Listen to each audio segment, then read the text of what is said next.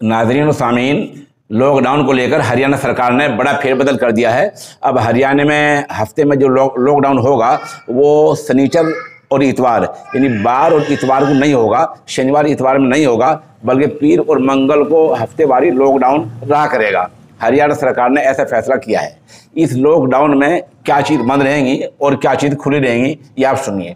सरकारी और प्राइवेट दफ्तर सब बंद रहेंगे, होटल बंद रहेंगे, रेस्टोरेंट बंद रहेंगे, शॉपिंग मॉल, मार्केट और मार्केट बाजार बंद रहेंगे, धार्मिक स्थल खुले रहेंगे, मंदिर मस्जिद गुरुद्वारे सब जो है खुले रहेंगे। ज़रूरी सामान की दुकानों के अलावा इलेक्ट्रॉनिक और क्रॉकरी और हार्डवेयर और हेयर सैलून आदि सभी दुकानें बंद रहेंगी। और इस तरह पब्लिक ट्रांसपोर्ट का क्या होगा?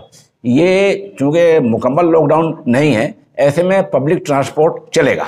शहरी बसें चलेंगी, प्राइवेट बसें, auto taxi, cab, e rickshaw सब चलेंगी।